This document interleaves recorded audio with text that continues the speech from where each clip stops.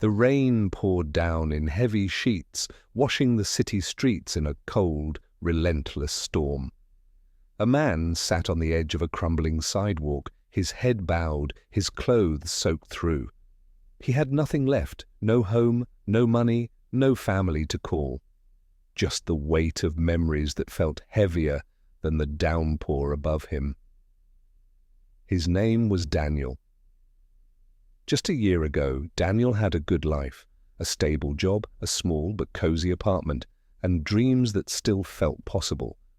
But life has a way of unraveling everything when you least expect it. It started with a company downsizing. One day, he walked into work as usual. The next, he was carrying a cardboard box filled with everything he had left at his desk. A few framed photos, a notepad filled with ideas no one would ever see, and a coffee mug with his initials fading from years of use. "It's just a setback," he told himself. "I'll find another job." But weeks turned into months. His savings disappeared faster than he thought possible. Bills stacked up, late fees grew, and eventually the eviction notice arrived. The landlord wasn't unkind, just firm.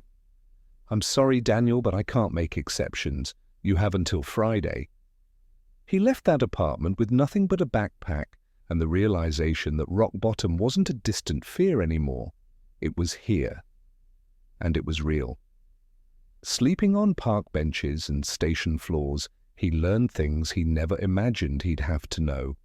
How to find shelter before the night turned too cold. How to blend in, to avoid the eyes that judged, pitied, or worse, didn't see him at all. The city was different from this angle. The same streets he used to walk confidently now felt like a maze designed to keep him out. People hurried past him, their umbrellas shielding them from the rain, and from him. He wasn't just Daniel anymore, he was invisible. Until one moment changed everything. Daniel sat outside a small cafe, his stomach twisting in hunger. The smell of fresh bread and hot coffee drifted through the air, a cruel reminder of everything he no longer had. He wasn't begging, not yet. He still had a shred of pride left, though he wasn't sure for how much longer. Then footsteps stopped in front of him. "Hey, are you hungry?" Daniel looked up, half expecting to see a police officer ready to move him along. Instead, it was a young man in his early 20s, wearing a faded hoodie and holding a bag of food. Daniel hesitated. People didn't stop for him. Not like this. The young man smiled, as if sensing his doubt. "It's just a sandwich, man. No strings attached." Daniel took the bag, the warmth of the sandwich spreading through his hands. "Thank you," he muttered, barely above a whisper. The young man sat down next to him. "My name's Liam." For the first time in weeks, Daniel didn't feel invisible. They talked, not about his situation, not yet, just about life, music, the way people get so caught up in their own world that they forget to look around. And then, just as casually as he had offered the sandwich, Liam asked, "Do you want to get back on your feet?" Daniel almost laughed. "Of course I do." But the words sounded hollow, like a wish he no longer believed in. Liam reached into his backpack and pulled out a small notebook. "There's a shelter a few blocks from here. They help people find work, get back on their feet. No judgment." He scribbled down an address. "Just go there. Tell them Liam sent you." Daniel stared at the paper. He had heard about shelters before, but shame had kept him away. What if they turned him away? What if he was too far gone? Liam stood up, adjusting his backpack. "It's your choice. But I know this. Nobody gets out of this alone." And just like that, he walked away. Daniel sat there, the rain now only a drizzle, staring at the address. One act of kindness, one stranger who saw him. Could it really change anything? He folded the paper, placed it carefully in his pocket, and made a decision. He was going to find out. The walk to the shelter was longer than Daniel expected. His legs were stiff from months of sitting on benches, and the weight of uncertainty hung heavy on him. But something about Liam's simple offer, the warmth of that sandwich, pushed him forward. When he finally reached the shelter, it looked like any other building in the area, a little run down with peeling paint and a sign that seemed to be fighting off the elements. He stood in front of it for a moment, taking a deep breath. His heart beat faster than it should have. What was he afraid of? This was the chance he had been waiting for, even if he hadn't known it until now. Daniel pushed open the door. The room was warm, and the scent of something cooking drifted in the air. There were a few people scattered about, some in conversation, others resting, but everyone seemed different. They didn't look down on him. They didn't look at him with the eyes of people who saw a failure, a lost cause. They looked at him like he was just another person, another story, another life trying to make its way. He walked to the front desk where a woman with short, dark hair greeted him. "Hi, I'm looking for some help," Daniel said, his voice shaking slightly. "Of course," she smiled. "How can we assist you?" He hesitated, unsure of how to say it, how to admit that he had no idea what he was doing. But before he could speak, the words tumbled out. "Liam sent me." Liam with the food. Her smile didn't falter. She nodded and handed him a form. "We'll take care of you, Daniel. Just fill this out, and we'll get started." The form was simple. Name, age, history, what brought him here. But as he filled it out, something inside him began to shift. He wasn't just a man with a backpack anymore. He was a person asking for help, and in doing that he had taken the first step toward healing.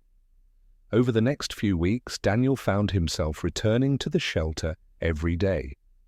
It wasn't just about the food or the bed, it was about what he was starting to feel within himself. Hope. The staff at the shelter were patient with him. They didn't rush him, didn't push him to get a job right away. Instead, they listened. They asked him about his life, about his dreams, and most importantly, they gave him a safe place to figure out who he was now after everything had fallen apart. It wasn't all easy. Some days the fear of being stuck forever crept in. Other days he felt the sting of embarrassment, the idea that he was too far gone, that he would never be the man he once was.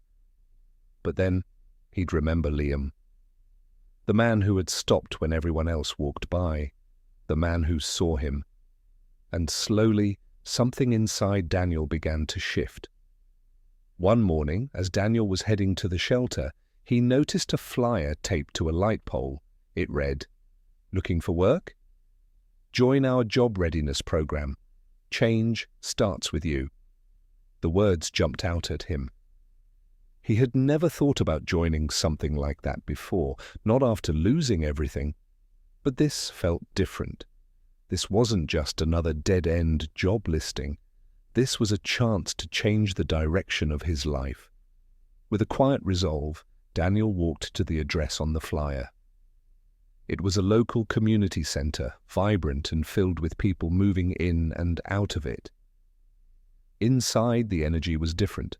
People were busy, but there was a sense of purpose in the air, as if they knew exactly where they were going. He met with a program coordinator named Karen, a woman who, unlike so many others, seemed genuinely interested in his story. She didn't rush him, didn't make him feel like just another person in the line. Karen asked about his skills, his past experiences, and what he was passionate about. But most importantly, she didn't treat him like someone who had fallen. She treated him like someone who was on their way back. "We're going to work with you," she said. "Not just teach you how to find a job, but help you rebuild. This is about more than employment. It's about regaining control of your life, Daniel didn't know it then, but Karen's words would stick with him for a long time. The program wasn't easy. It challenged him in ways he hadn't expected. They worked on everything, from resume building to interview techniques to managing stress and setting long-term goals. But as difficult as it was, each session left him feeling a little stronger, a little more hopeful. And then one day, Karen pulled him aside after a class. "I know it's tough," she said, her voice soft but determined. "But I see something in you, Daniel. You have potential. It's time to start putting yourself out there." Daniel's first thought was of doubt. Could he really do this? But Karen didn't give him the chance to second-guess himself. She handed him a list of companies that were hiring, small businesses that had partnered with the program to help people like Daniel get back on their feet.